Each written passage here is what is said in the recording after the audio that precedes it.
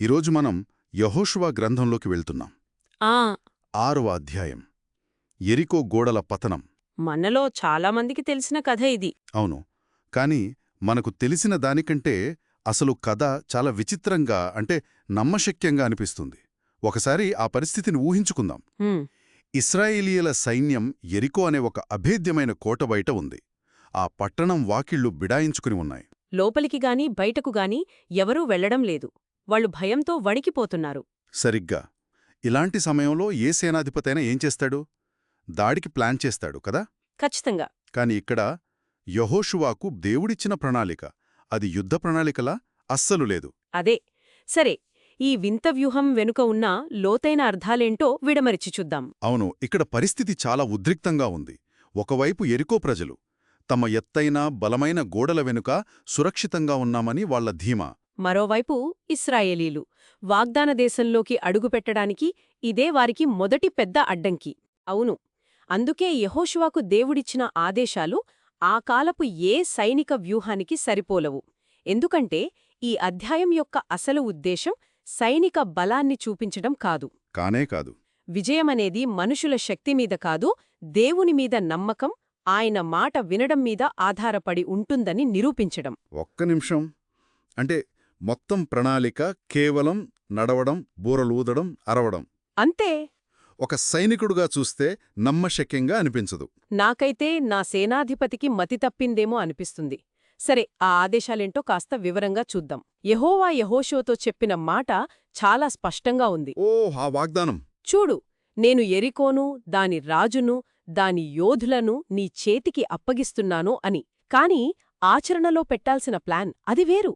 సైనికులందరూ 6 రోజులపాటు ప్రతిరోజూ ఒక్కసారి పట్టణం చుట్టూ మౌనంగా ప్రదక్షిణ చెయ్యాలి. ఆ ప్రదక్షిణ కూడా మామూలుగా కాదు. దానికొక నిర్దిష్టమైన క్రమం ఉంది. అది చాలా ముఖ్యం. కరెక్ట్. ఆ క్రమం ఏంటంటే 7 యాజకులు 7 పొట్టేలు కొమ్ముబూరలు పట్టుకుని దేవుని నిబంధన మందసానికి ముందు నడవాలి. అంటే దేవుని మందసానికి అంత ప్రాధాన్యత ఇవ్వటం ద్వారా ఇది దేవుడే స్వయంగా నడిపిస్తున్న యుద్ధం అనే సంకేతాన్నిస్తోంది. నిజమే. అయితే అన్నింటికన్నా కఠినమైన నియమం పూర్తి నిశ్శబ్దం. యెహోషువ చెప్పేవరకు ఒక్క మాట కూడా మాట్లాడకూడదు.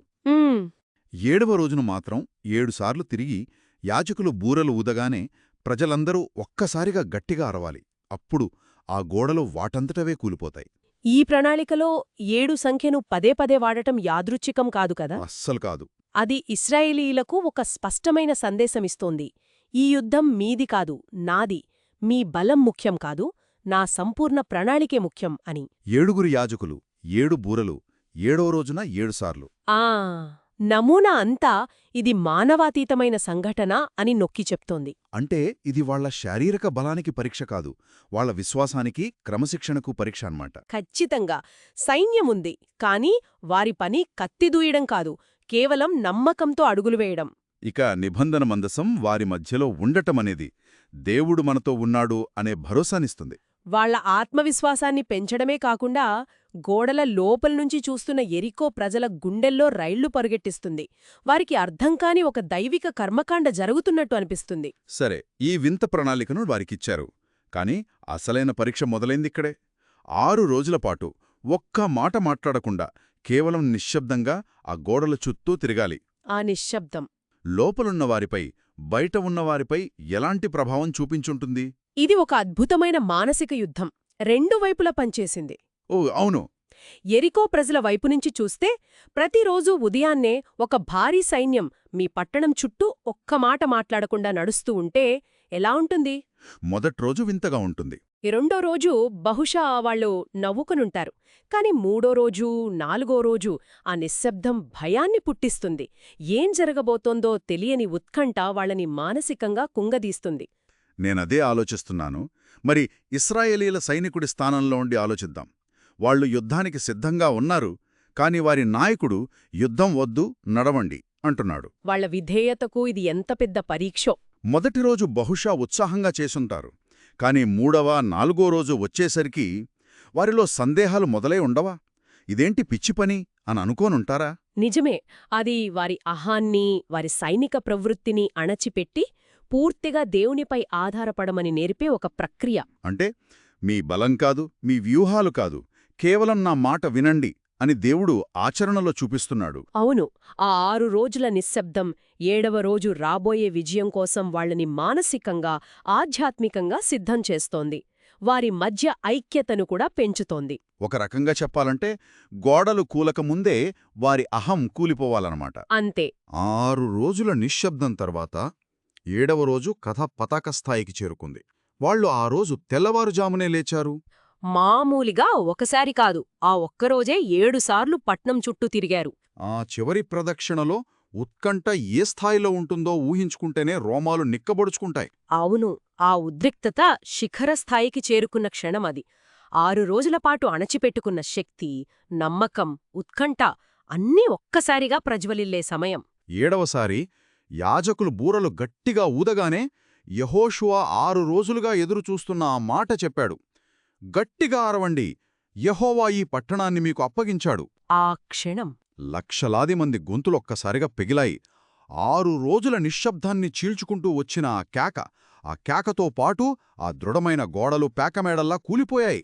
ప్రజలు ఎక్కడివాళ్ళో అక్కడే నేరుగా పట్టణంలోకి దూసుకెళ్లారు. ఆ తర్వాత జరిగిన విధ్వంసం మాత్రం చాలా తీవ్రమైనది. అంటే అర్థం చేసుకోవడానికి కష్టంగా అనిపిస్తుంది. అవును, ఇక్కడే హెరం అనే ఒక క్లిష్టమైన భావన వస్తోంది. హెబ్రీ భాషలో దీనికర్థం దేవునికి పూర్తిగా ప్రతిష్ఠించబడినది లేదా నాశనానికి అంకితం చేయబడినది. అంటే ఆ పట్టణంలోని ప్రతి ప్రాణి, ప్రతి వస్తువు దేవుని తీర్పు కిందకులొచ్చింది. సరిగ్గా.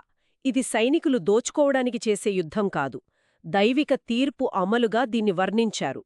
అందుకే పురుషులు, స్త్రీలు, పిల్లలు, పశువులతో సహా అందర్నీ నాశనం చేయమని ఆజ్ఞాపించారు. ఇది ఆధునిక దృక్కోణంలో చాలా కఠినంగా అనిపిస్తోంది. నిజమే. కాని ఈ మొత్తం విధ్వంసం మధ్యలో ఒకే ఒక్క మినహాయింపుంది. ఒక ఆశకిరణంలా రాహాబు కథ. అవును. ఈ పట్టణం, దానిలో ఉన్నదంతా యెహోవాకు శపించబడింది. కాని రాహాబు అనే వేశ్య, ఆమె ఇంట్లో ఉన్నవాళ్లు మాత్రం బ్రతుకుతారు అని యెహోషువ స్పష్టంగా చెప్తాడు. ఆ మినహాయింపు ఈ కథనానికి ఒక కొత్త కోణాన్నిస్తోంది. అది కథలోని కఠినత్వాన్ని సమతుల్యం చేస్తోంది. కారణమేంటంటే మనం పంపిన వేగుల వారిని ఆమె దాచిపెట్టింది. ఎరికో మొత్తం అవిధేయతకు ప్రతిరూపంగా ఉంటే రాహాబు విశ్వాసానికి ప్రతిరూపంగా నిలుస్తుంది. అవును, ఇది నమ్మలేని విషయం. ఆమె ఒక కనానీయురాలు, ఇశ్రాయేలీయురాలు కాదు. సమాజంలో తక్కువగా చూడబడే వృత్తిలో ఉంది. అయినా ఆమె ఇశ్రాయేలీయుల దేవుని శక్తిని గుర్తించి తన ప్రాణాలకు తెగించి ఆ వేగుల వారిని కాపాడింది. అందుకు ప్రతిఫలంగా యెహోషువ ఆ 2 వేగులవారితో, మీరు ఆమెకు ప్రమాణం చేసినట్టు ఆమె కుటుంబాన్నే బయటకు తీసుకురండి అని ఆజ్ఞాపిస్తున్నాడు. వాళ్ళు ఆమెను, ఆమె తల్లిదండ్రులను, సోదరులను, బంధువులందరినీ కాపాడారు. ఇజ్రాయేలీలు శిబిరం బయట సురక్షితంగా ఉంచుతారు. ఇక్కడ అత్యంత శక్తివంతమైన వాక్యమొకటుంది. ఆమె నేటి వరకు ఇశ్రాయేలీయుల మధ్య నివసించుచున్నది. ఓ! ఆమె కేవలం బ్రతకడమే కాదు, దేవుని ప్రజలలో ఒకరిగా స్వీకరించబడింది. ఇది దేవుని కరుణ, జాతికి, గతానికి, సామాజిక హోదాకు అతీతమైనదని చెప్పే ఒక బలమైన ప్రకటన. కరెక్ట్. విశ్వాసం చూపిన ఎవరికైనా దేవుని రాజ్యంలో స్థానం ఉంటుందని ఇది సూచిస్తుంది. అంతే. అద్భుతం. తీర్పు మధ్యలో కరుణకు ఇంతకంటే పెద్ద ఉదాహరణ ఉండదేమో. సరే, యుద్ధం ముగిసింది, పట్నం పడిపోయింది. ఆ తర్వాతేమైంది? 2 ముఖ్యమైన విషయాలు జరిగాయి. మొదటిది, వెండి, బంగారం వంటి విలువైన వస్తువులను తప్ప పట్టణాన్ని, దానిలోని సమస్తాన్ని అగ్నితో కాల్చివేశారు. ఆ లోహాలను యెహోవా ధనాగారానికి అంకితం చేశారు. ఇది వ్యక్తిగత లాభం కోసం చేసిన యుద్ధం కాదని మళ్లీ నొక్కి చెబుతుంది. ఇది రెండవది, యెహోషువ పెట్టిన ఒక భయంకరమైన శాపం. అవును, ఆ శాపం. ఈ యెరికో పట్టణాన్ని తిరిగి కట్టడానికి ప్రయత్నించేవాడు యెహోవా దృష్టిలో శపించబడతాడు. వాడు దాని పునాది వేసినప్పుడు తన పెద్ద కొడుకును కోల్పోతాడు, దాని గుమ్మాలు నిలబెట్టినప్పుడు తన చిన్న కొడుకును కోల్పోతాడు. ఇది చాలా నిర్దిష్టమైన శాపం. ఎందుకంత కఠినంగా? ఆ శాపం యొక్క ఉద్దేశ్యం ఆ స్థలాన్ని ఒక హెచ్చరికగా మిగల్చడం. భవిష్యత్తు తరాలు ఆ శిథిలాలను చూసినప్పుడు దేవుని శక్తిని, ఆయన తీర్పును గుర్తుచేసుకోవాలి. అంటే అది మానవ నివాసంగా కాకుండా దైవిక తీర్పుకు శాశ్వత స్మారక చిహ్నంగా ఉండాలన్నమాట. ఒక రకంగా చెప్పాలంటే అది శిథిలాలతో నిర్మించిన ఒక గుణపాఠం. మరియు ఈ మొత్తం సంఘటన యొక్క తుది ఫలితం, కథనం చివర్లో యెహోవా యెహోషువకు తోడైయుండెను, అతని కీర్తి దేశమంతటా వ్యాపించింది అని ఉంది. ఈ అద్భుత విజయం మోషే తర్వాత ఇశ్రాయేలీల కొత్త నాయకుడిగా యెహోషువ స్థానాన్ని సుస్థిరం చేసింది. ప్రజలకు అతని నాయకత్వంపై అచంచలమైన నమ్మకాన్ని కలిగించింది. అవును, ఈ అధ్యాయాన్ని మనం సమీక్షిస్తే కొన్ని కీలకమైన అంశాలు స్పష్టంగా కనిపిస్తాయి. మొదటిది, విజయం మానవ వ్యూహాలపై కాదు, దైవిక ప్రణాళికపై ఆధారపడి ఉంటుంది. రెండవది, ఆ ప్రణాళిక మన తర్కానికి అందనిదైనా సంపూర్ణ విధేయత చూపడమెంత ముఖ్యమో ఇది చూపిస్తుంది. కరెక్ట్. ఇక మూడవది, దేవుని తీర్పు కఠినంగా ఉన్నప్పటికీ ఆయన కరుణకు ఎల్లప్పుడూ చోటుంటుంది. విశ్వాసం చూపిన రాహాబు కథే దీనికి సాక్ష్యం. ముగింపుగా చెప్పాలంటే, ఇది ఆయుధాలతో, సైనిక బలంతో కాకుండా కేవలం నమ్మకంతో వేసిన అడుగులతో, బూరల శబ్దంతో, ఐక్యంగా చేసిన కేకతో కూలిపోయిన ఒక నగరం కథ. అవును. సంపూర్ణ విధేయత, కఠినమైన తీర్పు మరియు ఊహించని కరుణల గురించి చెప్పే ఒక శక్తివంతమైన కథనం. మరి వినేవారి కోసం ఒక ఆలోచనను వదిలివెళ్దాం. ఈ కథనాన్ని చారిత్రక లేదా వేదాంపపరమైన ప్రశ్నలకు అతీతంగా చూస్తే, సామూహిక నమ్మకం మరియు అసాధారణ వ్యూహాల శక్తి గురించి ఇది ఏమి సూచిస్తుంది? మంచి ప్రశ్న.